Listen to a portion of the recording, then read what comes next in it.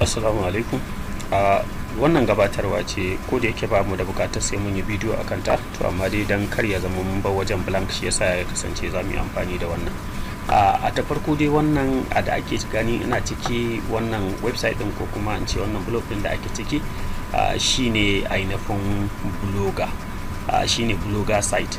To shi wannan blogger site din da kuke gani kun ga an yi shi ne da harshen Hausa, dan haka yanzu ba za a iya apply na Adsense da a nemi wani kuɗi da shi ta hanyar neman talla a Adsense ba.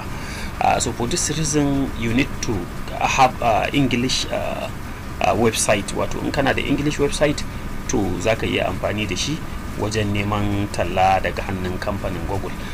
Yadda kawai ake samun kuɗi shine bayan ka yi applying na Google Adsense kamar yadda za mu yi bayani a gaba, za a ga yadda ake applying din. So bayan ka yi applying ka yi sa'a sun karbe ka, za su baka wasu codes wanda za ka yi generating daga dashboard ɗinka na Adsense, sai ka zo sai ka sanya a cikin HTML naka, shi ma za mu yi bayani a nan gaba.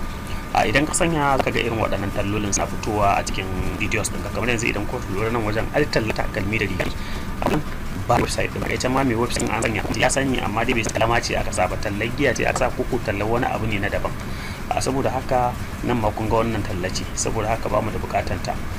Su wannan nan ma wannan matallace in kullu wannan gashi wannan matallace gata wannan, sannan wannan matallace wannan matallace da sauransu. Wannan talloli ne. Wannan matallace gata ADS by Google, idan kun lura gashi stop seeing this da sauransu. So duka waɗannan duka talloli ne.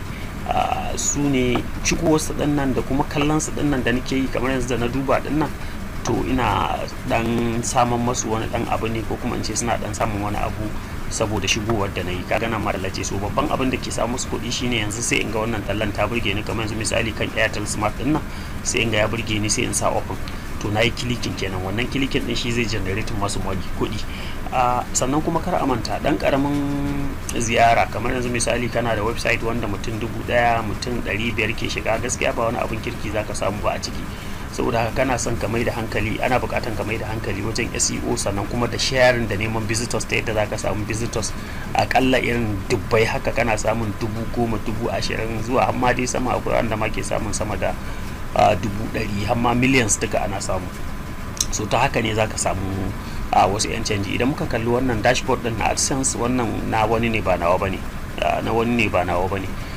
In an lura ga wannan shine asalin Adsense nashi, sannan kuma aka lura shine wannan performance din shi a yau ya samu dala 10 da cent 46, jiya ya samu dala 31 da cent 42, a cikin sati ya samu dala 318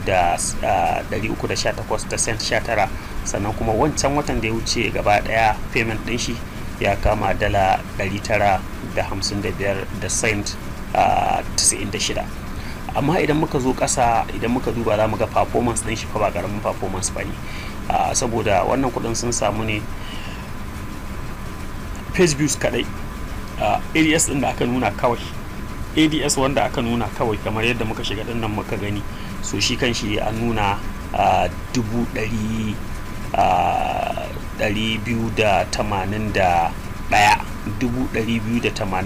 aka nuna a cikin sati ɗaya kenan. Yanzu wannan yana bada summary ne na 1 week, sannan kuma yadda kuka ga yayi zaɗin nan a ƙasa kenan, ma wai ya ma yi dropping kenan, ba haka ya saba samu ba, yana samun sama da haka. Ya yi dropping da 3%, minus 3% out of abin da yake samu a baya.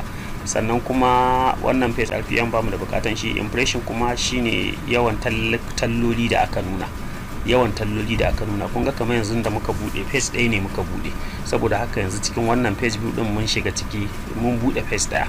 To amma kuma in kun lura ba talla ɗaya aka nuna mana ba, an nuna mana talla ta 5, saboda haka tallar da aka nuna mana ana kiranta impression. Saboda shi ma haka gashi ya samu drop, akalla shi ma ya samu ragi na 2%, ya faɗi. Sannan page CTR din shi is normal, wannan bamu da bukatar wani dogon bayani akan shi. CPC din shi ma ba a ce, shi ma CPC din shi yana da kyau sosai, saboda duk kusan click daya yana samun dala 0.17 ko kuma in ce 17 cent kawai ake bashi duk click daya. So da haka sai ka lissafa kuma ka kalli yawan mutanen ka, shi duk click daya ya samu 17 cent, wanda mu a Najeriya ma kana iya ganin 0.02. So wannan ma dai CPC din is good. Sannan kuma clicks din da ya samu clicks, wato mutum ya ga talla ta burge shi ya clickin wanda nace shine ke kawo kuɗi din, ya samu click 1812 a cikin sati daya, wanda hakan ne ya bashi wannan kuɗin da aka ga ya tara. So I think ba mu da bukatan wani dogon bayani tun da kamar yadda na faɗa introduction ne. Thank you very much and have a nice day. Kai dai ka sanya cewa ranka zaka iya, sannan kuma ka dage da kokari da sharing da kuma bincike da ƙara, dan karka ma tsaya akan wannan application din kadai, lallai ka ƙara fada da bincike kuma ka ci gaba da tambaya. Za mu aje phone numbers idan akwai bukata inda aka shiga rudani za a iya mana tambaya. Thank you very much and have a nice day.